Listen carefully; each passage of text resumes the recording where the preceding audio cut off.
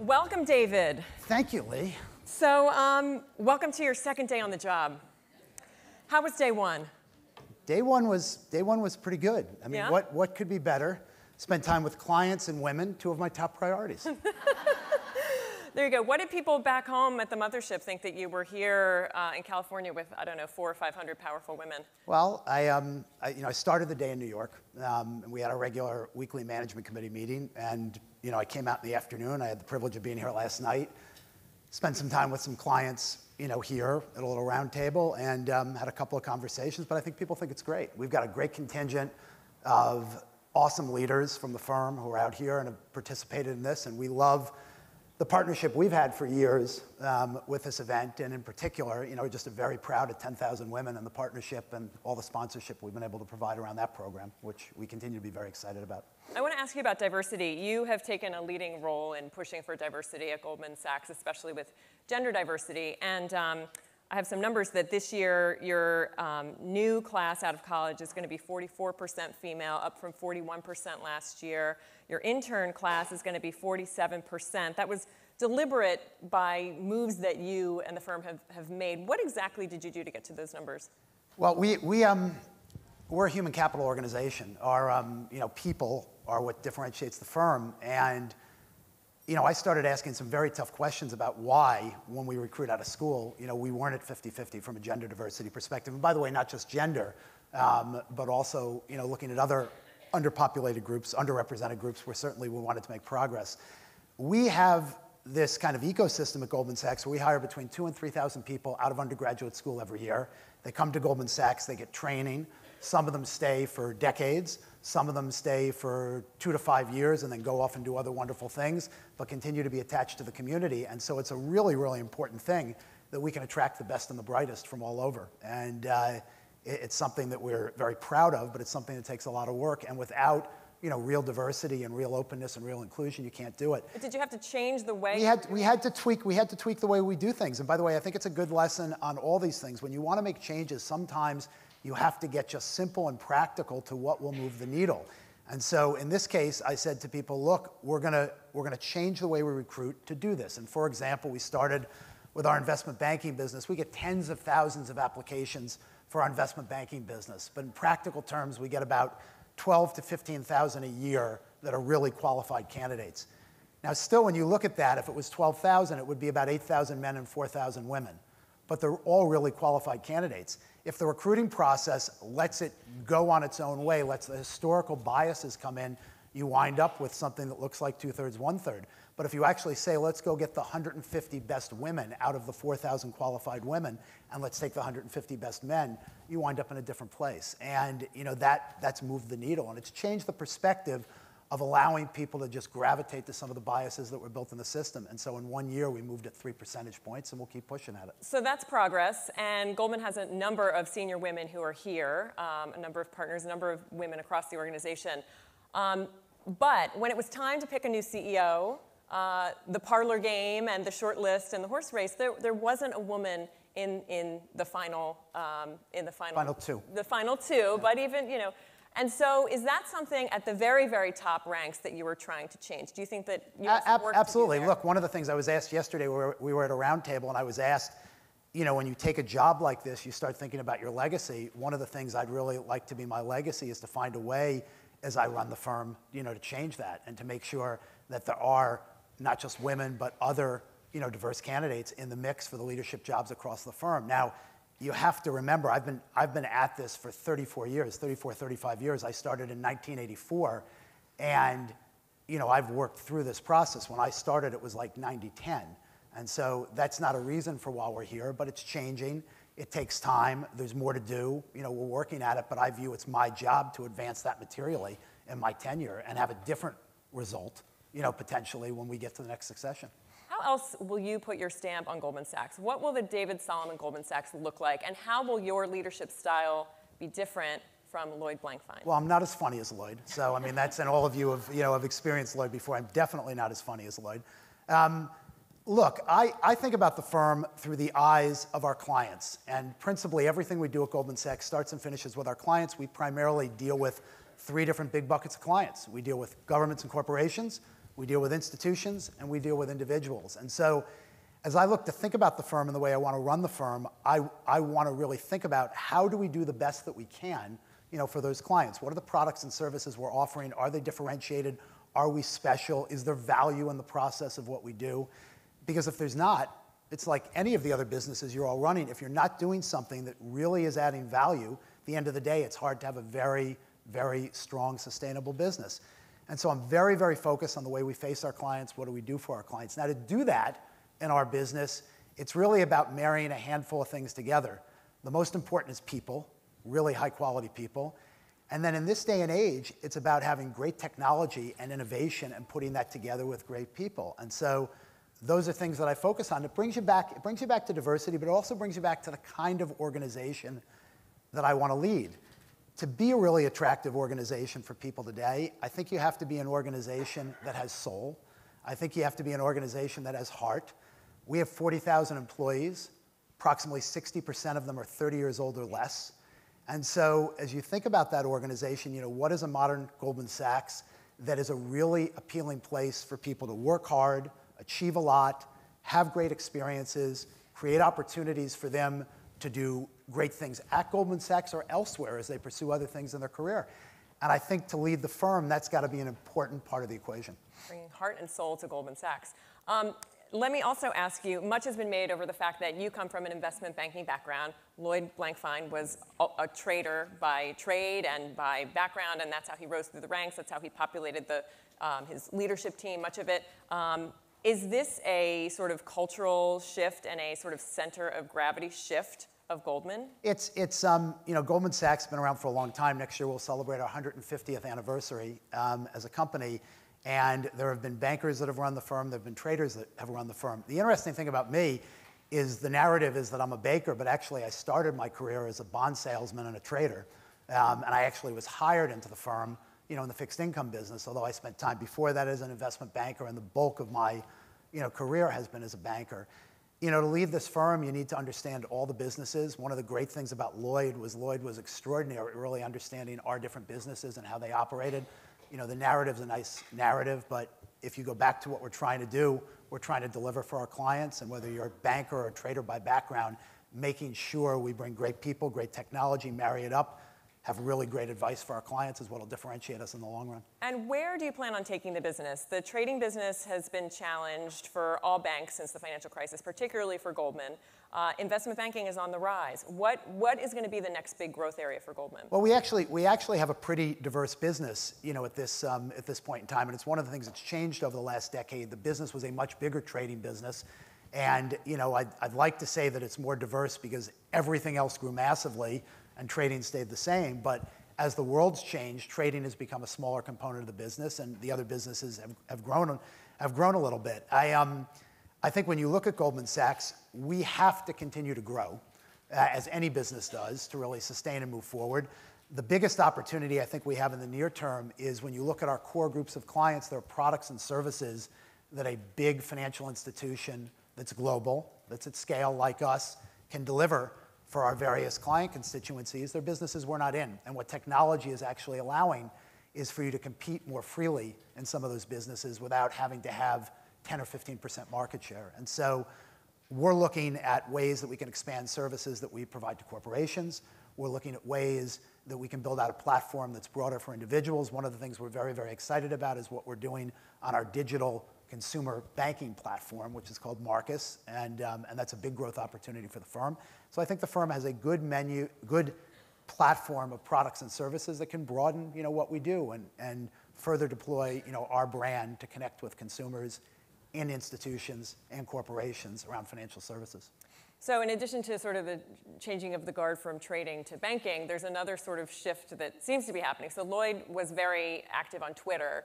In fact, he said when he stepped down that he's looking forward to more unrestrained tweeting.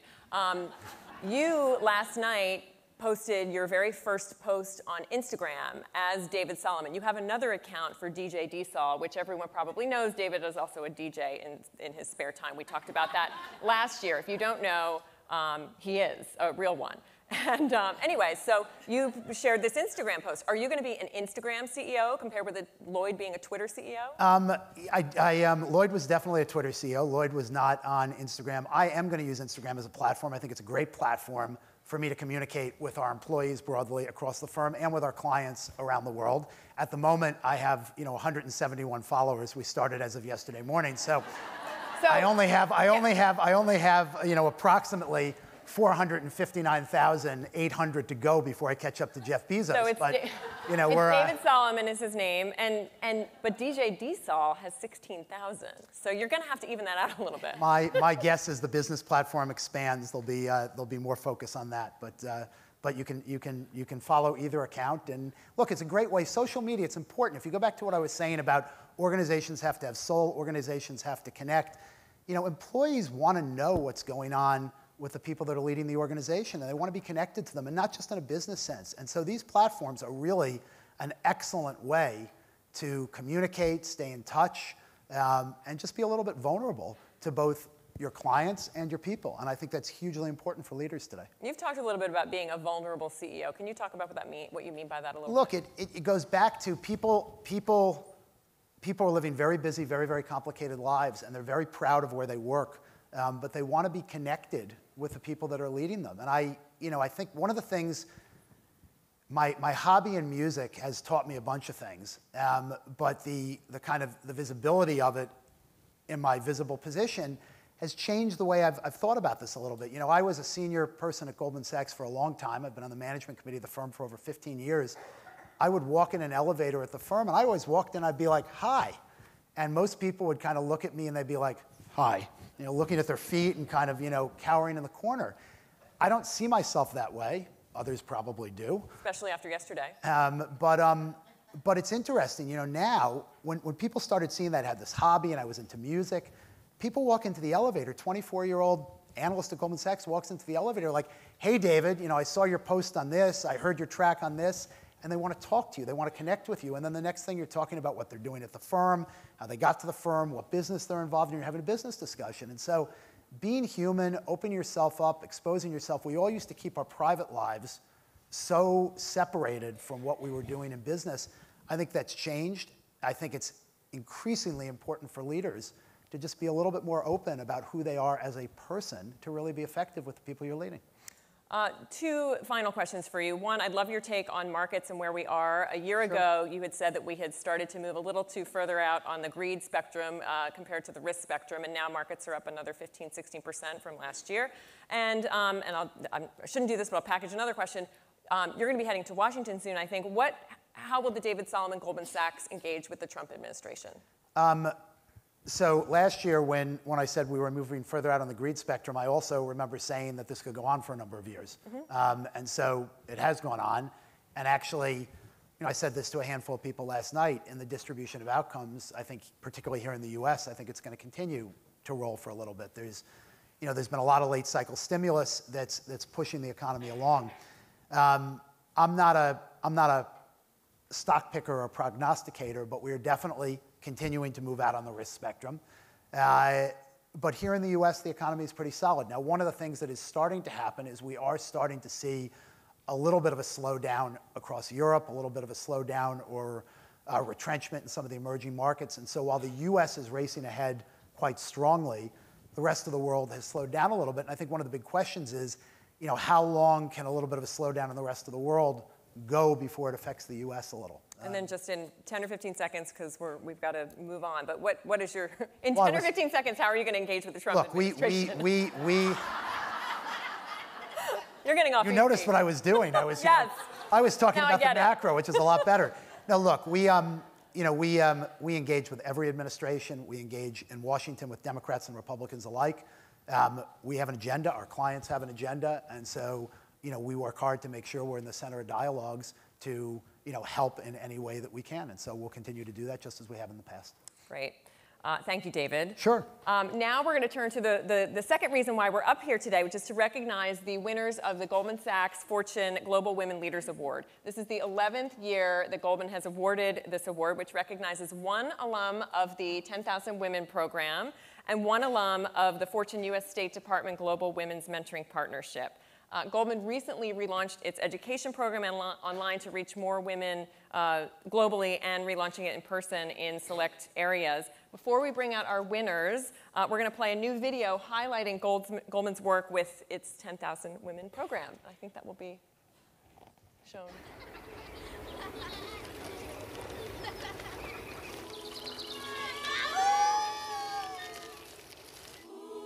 When a woman leads a business,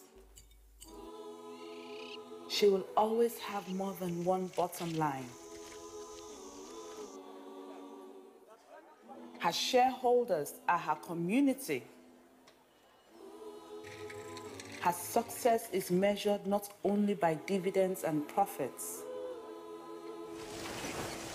but also by the path she creates for others to follow. Everything you need to succeed is in you.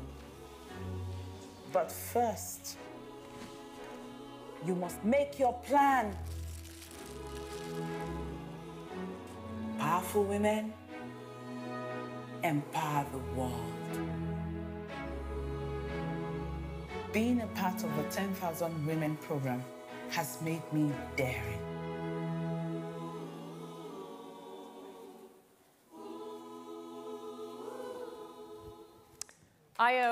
Yeah. Okay. Now, Io, who is featured in the film, and our two award winners, who we'll meet in just a minute, are really true examples of our theme, redefining power, taking what they've learned and paying it forward in their home communities. So we'd now like to invite the winners of the 2018 Goldman Sachs Fortune Global Women Leaders Award to join us on stage. Please welcome Alex Gren and Gitanjali Rajamani. We're going to move over here. And you can take the second chair. You want me in there? Yeah. Okay. Hi, how are you? I'm Alex. Nice to meet you. Hello, congratulations. Congratulations. Congratulations. Now, congratulations to both of you. This is very exciting. Gita, let me start with you. Why don't you tell us about your business and how you plan to pay it forward? Okay, so I quit my corporate job about 12 years back. I'm a 12-year-long corporate job. And I started my first company called Green My Life about 5 years back. About 2 years into the business, when the growth had sort of got stagnant, I got an opportunity to be a part of the Goldman Sachs 10,000 Women program. It was a life changer for me. In about 2 years after the program, I doubled my headcount and tripled my revenue.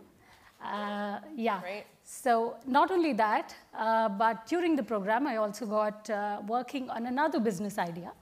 And that's company number 2, which is Farmizen, which I founded right after the program. That's an agri-tech startup based out of India. And about paying it forward, first, thank you to Goldman Sachs and Fortune for giving me this award. I plan to pay it forward to the farming community or the farmers community back in India by training about 1,000 farmers in sustainable and regenerative agriculture. Indian farmers get only about 1/10 of the market value of their crops because of a lot of inefficiencies in the system. At my business, we have sort of devised methods or ways by which the pie could be made larger for the farmer. Plus also we use technology to a lot of our advantage. So we want to give this back to our farmers and train these 1,000 farmers, which would result in about 2,000 acres of sustainable and organic land, conversion of it, and also which would result in about 100,000 families being fed safe and organic, chemical-free food. It's a small step, but I think this could be something that could be a game changer in agriculture. Wonderful, improving the food supply and helping farmers. That's great. Thank you. Thank you so much.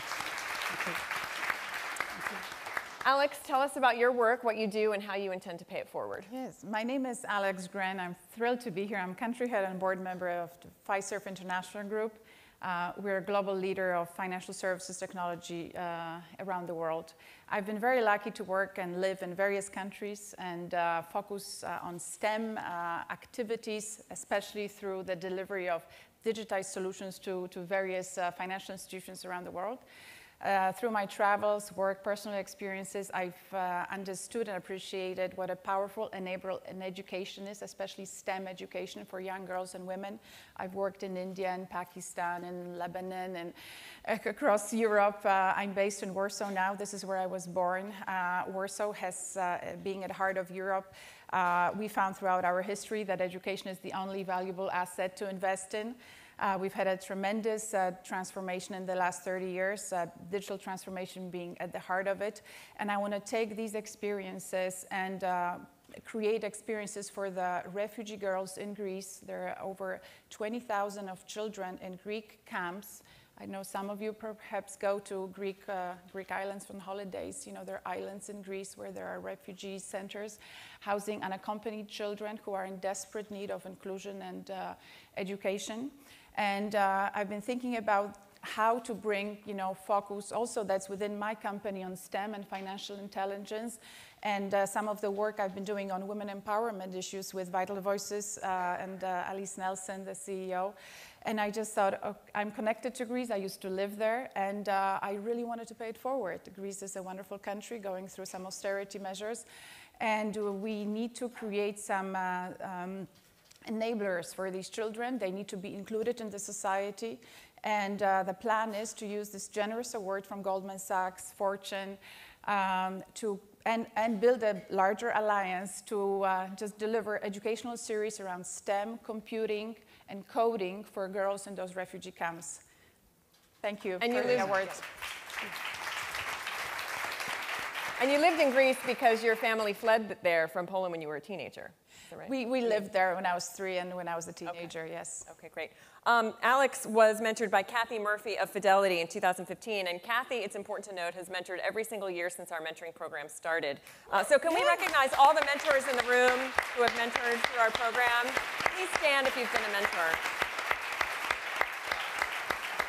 So our program, for the newcomers, the Fortune U.S. State Department Global Women's Mentoring Partnership is a program where we work with the State Department and Vital Voices and bring women from the developing world to the U.S. to shadow most powerful women for 3 weeks. And anyway, it's a wonderful program. We're very proud of it. So, Lee, could I leave one inspiration for the group and maybe a challenge? Because this is such a powerful room. There are 4 people in history that have gotten 2 Nobel Prizes, only 4. One of them is a woman that left Poland at the age of 19 in early 20th century, was welcomed by France, was unable to go to the Sorbonne, was called Marie Skłodowska, then Curie. She got 2 Nobel Prizes in chemistry and physics in 1903, 1911, before women could vote. Her country didn't exist for 123 years, so that was not going to stop her.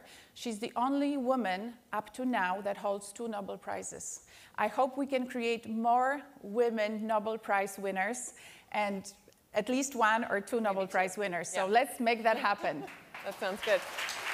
Before we go, David, I would love to have you give our 2 winners some pieces of advice, if you could. I'm sure you've got many pieces of advice as you stepped into your new role. Give them, you listen to that. First of all, congratulations, but give you advice. I wanted to ask them for advice. You can ask them. You can also ask them. Do you have any advice for me? Oh, just stay human, be curious, and appreciate everybody, because you never know when you can rely on the person that you least appreciated. That's great advice. Yeah, I think kindness and compassion goes a long way, even in business. So, yeah, that would be I appreciate that, and I just say, look, what you're both doing is really extraordinary. Stay with it, pursue it. Don't be in a hurry. It'll take time. There'll be ups and downs. Always, see the goal, see the forest through the trees. I would love to thank my mentor, Kathleen Murphy. Really, thank you so much to Fidelity Investments and the whole team, and for the amazing Fortune and U.S. State Department program.